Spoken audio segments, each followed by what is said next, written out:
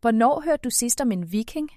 Chancer er, at du tænker på en brutal kriger med en hjelm med horn, der plyndrende sejlede rundt i verden.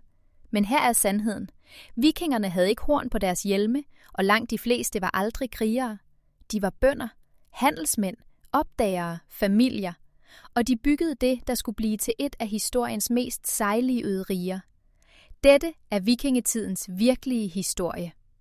Populærkulturen elsker vikingekrigermytologien, men historien fortæller en anden og meget mere nuanceret fortælling. Langt de fleste vikinger var bønder, der dyrkede jorden og holdt dyr, eller handelsmænd, der rejste og solgte varer. De handlende vikinger rejste fra Skandinavien helt til Konstantinopel, det nuværende Istanbul, og til de arabiske lande. De søgte ikke kamp, de søgte profit. Ja, der var vikinger, der plyndrede, men det var undtagelsen, ikke reglen. Vikingen var ikke primært en kriger. Vikingen var primært en person i bevægelse, nysgerrig, risikovillig og fremsynet. Det er den egenskab, der byggede et rige. Men lad os begynde ved begyndelsen. Riget, der skulle blive til Danmark, opstod gradvist. Den første kendte danske konge, Angantyr, samlede allerede omkring år 700 en del af det område, der senere blev til Danmark. Det er over 1300 år siden. Verden så fuldstændig anderledes ud. Der var ingen USA, ingen Frankrig, som vi kender det, ingen samlede nationer. Europa var et patchwork af stammekonger og skiftende alliancer. Og midt i denne urolige verden begyndte en lille gruppe af det folk, der kaldte sig danerne, at samle sig under én magt. Det var begyndelsen på en af historiens mest bemærkelsesværdige statsopbygninger. I en lille by på den jyske hede, Jelling, finder vi to af Danmarks vigtigste historiske monumenter. 2 runestene, rejst af far og søn. Fortællingen om, hvordan Danmark blev til.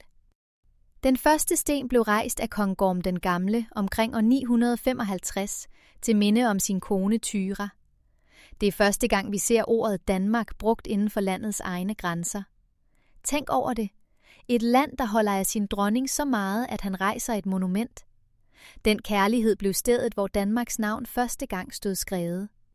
Men det var Gorms søn, Harald Blåtand, der satte det ord for alvor på kortet.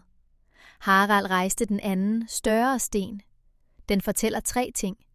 At Harald vandt hele Danmark, at han vandt Norge, og at han gjorde danerne kristne. Harald Blåtand er en af Danmarks vigtigste konger, og en af historiens mest undervurderede statsbyer.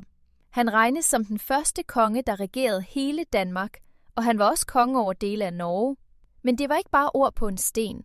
Harald understregede sin magt med handling. Han lod sig og danerne kristne. Det bragte Danmark ind i den europæiske kristne fællesskab og styrkede hans internationale legitimitet. Og for at vise, at hans rige var reelt, ikke blot et løfte, satte han de mest imponerende byggearbejder i gang, som Skandinavien hidtil havde set. Ringborgene. 5 perfekte cirkler, bygget over hele Danmark. Bevis på, at ét folk, én kongemagt, styrede alt. Forestil dig år 980. Ingen kraner, ingen maskiner, ingen beton. Og alligevel opfører Harald Blåtand 5 identiske, matematisk perfekte, cirkulære borge spredt over hele landet. Aggersborg og Fyrkat i Nordjylland, Nonnebakken på Fyn, Trelleborg og Borgring på Sjælland. Disse ringborge er ikke bare militære anlæg, de er et budskab. At kongen kunne indkræve skatter fra hele landet. At kongen kunne skaffe og koordinere tusindvis af arbejdere. At Danmark var et samlet rige under én central magt. Mange af disse borge kan man stadig se i det danske landskab den dag i dag. Arkæologi som statsbevis. Over 1000 år gammelt. Vi har set, hvordan det danske rige tog form, fra Angantyr til Gorm til Harald Blåtand. Men vikingerne stoppede ikke ved Danmarks grænser.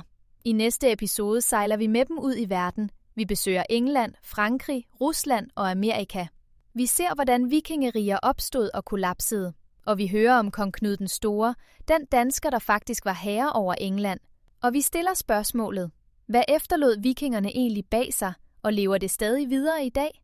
Det finder vi ud af i episode 3, Vikingerne og omverdenen. Det var historien om, hvordan det danske rige tog form, fra de første konger til Harald Blåtands perfekte ringborge. Vikingerne var meget mere end myten fortæller.